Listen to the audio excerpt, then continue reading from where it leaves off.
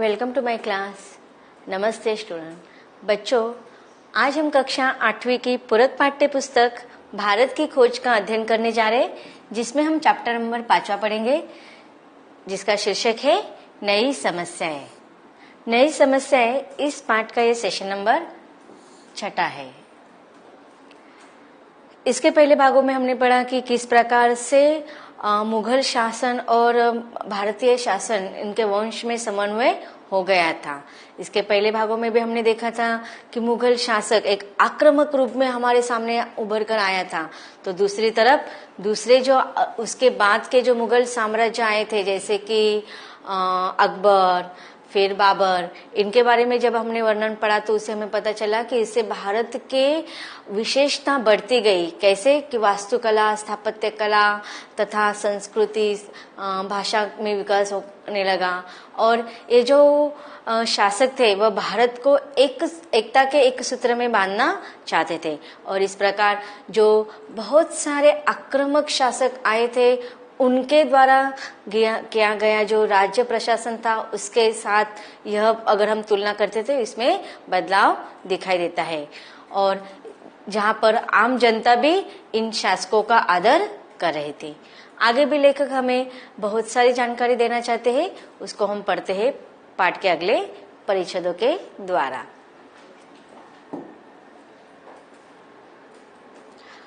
आगे का लेखक ने जो पॉइंट रखा है उसको हम पढ़ते हैं।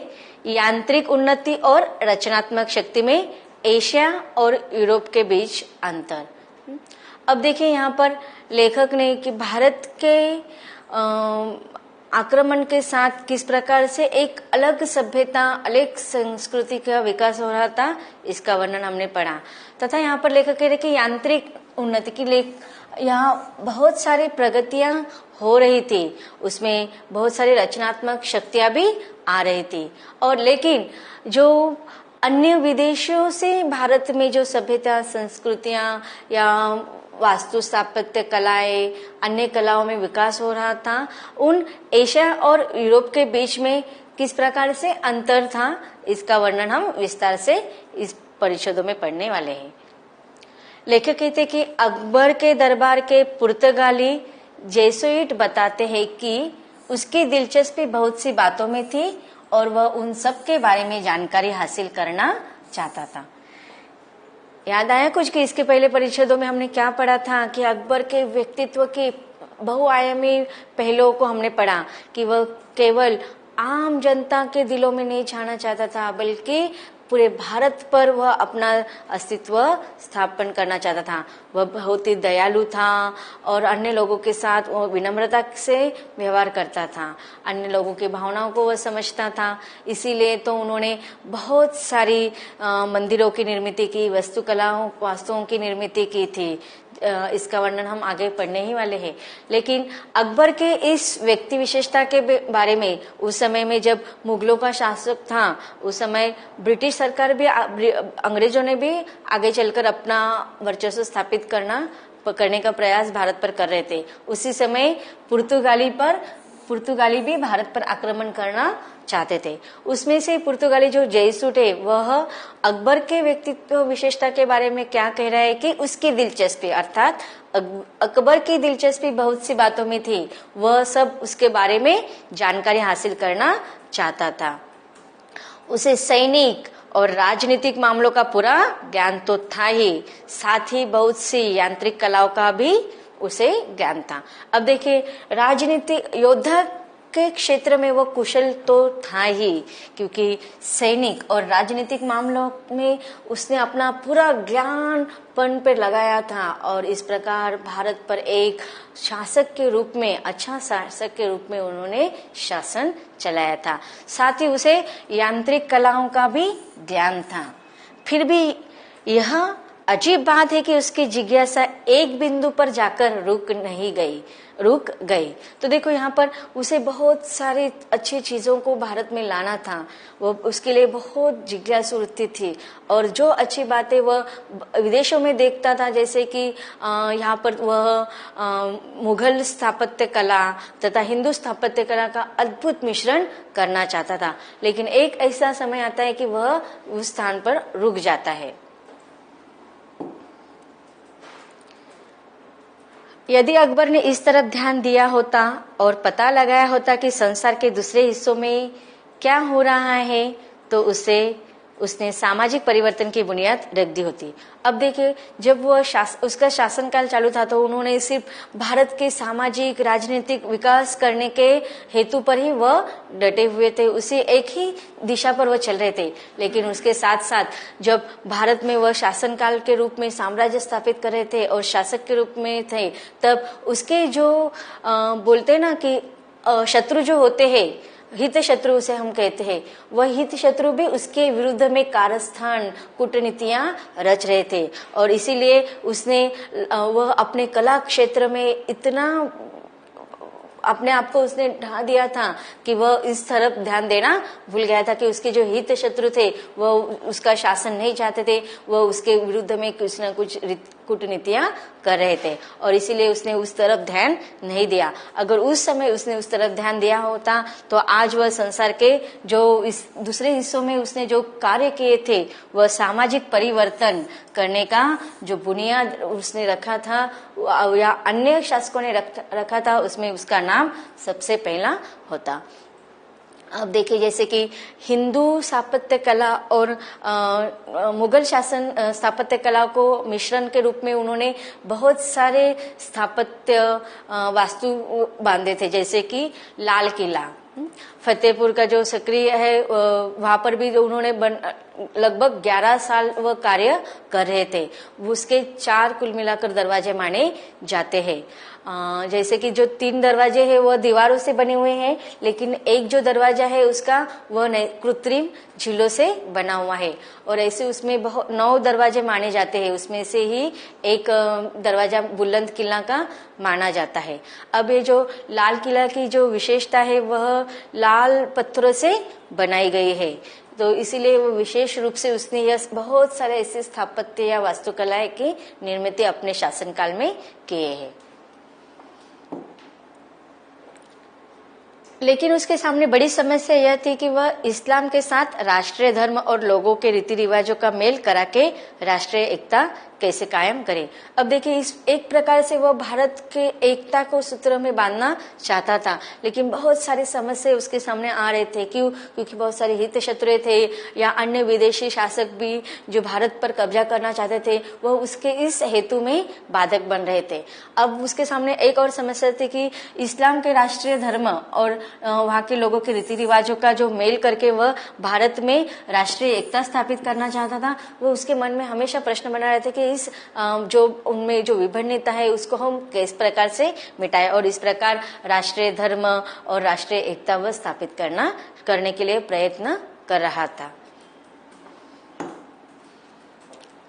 इस तरह भारत की सामाजिक स्थिति में अकबर भी कोई बुनियादी अंतर पैदा नहीं कर सका और उसके बाद भारत ने फिर अपना गतिहीन और अपरिवर्तनशील जीवन अपना लिया। अब देखिए, वह एक तरफ भारत को एक सूत्र में बांधना चाहता था, सामाजिक विकास वह करना चाहता था, बहुत सारे जो भारत के विकास में बाधक स्थितियां थी उसको वो दूर करना चाहता था, लेकिन यह बुनियादी रीति रिवाजों की परंपरा या बहुत सारी चीजों को वह भारत के आम जनता के मन से वह बाहर नहीं कर सका और इसके लिए वह भारत को फिर अपने गतिहीन विकास अपरिवर्तनशील जीवन को फिर से सामना करना पड़ा और उसका जो विकास की तरफ बढ़ने का जो कदम उसने रखा था वो कुछ समय के लिए थम गया।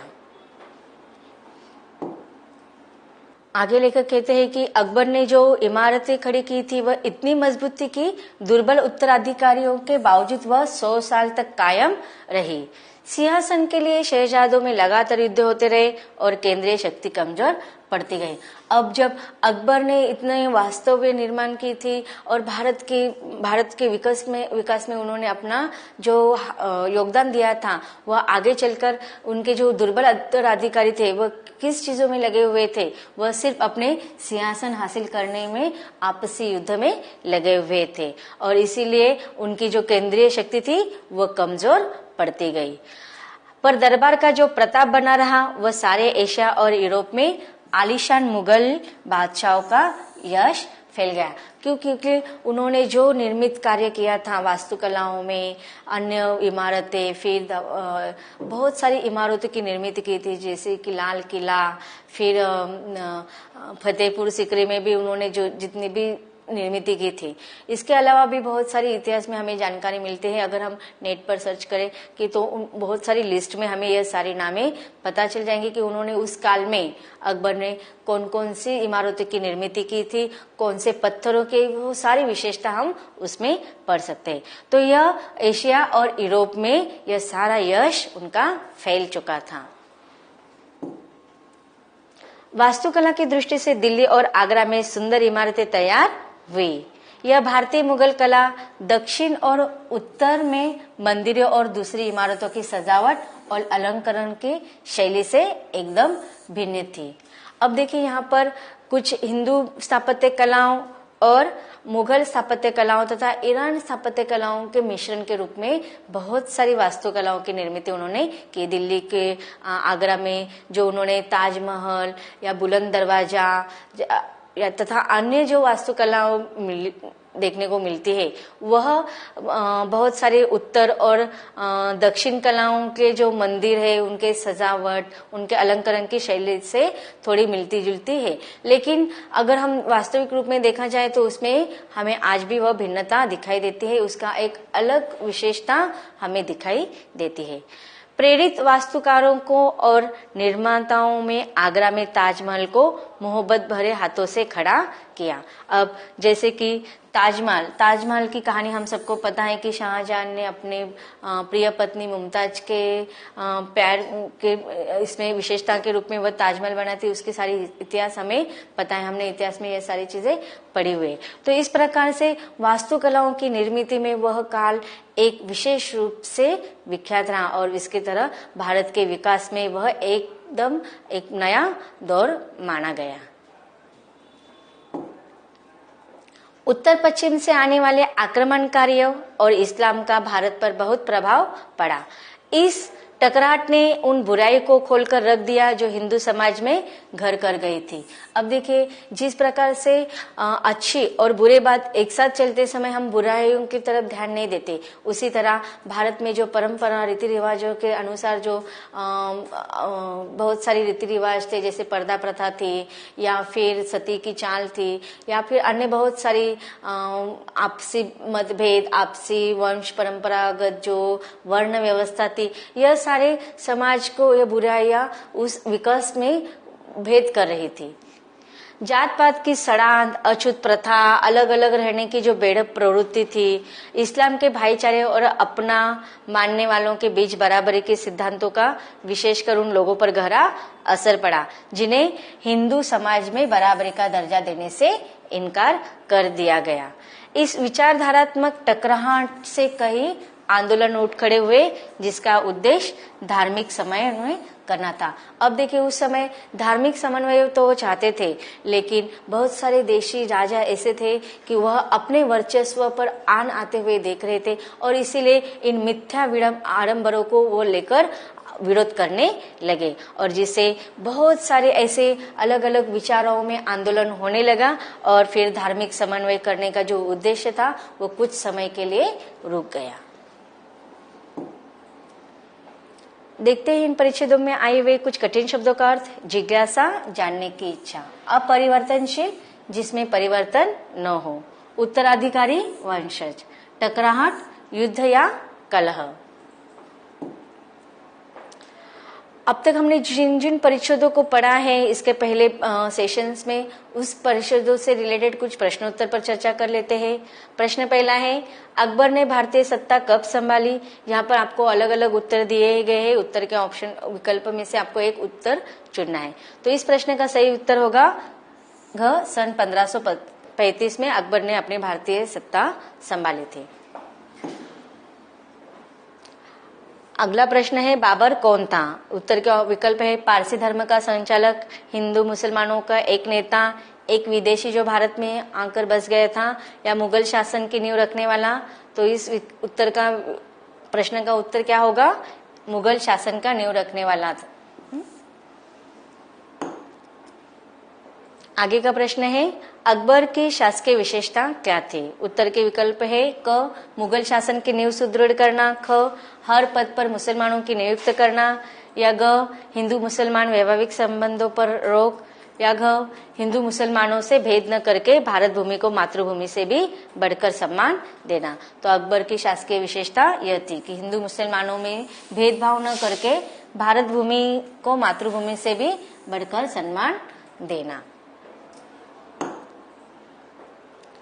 तो बच्चों, अब तक हमने देखा कि किस प्रकार से अकबर की विशेषताओं का लेखक ने वर्णन किया है। लेखक और भी बहुत सारी जानकारी हमें देना चाहते हैं, उसको हम पढ़ेंगे लेकिन इसके अगले भाग में।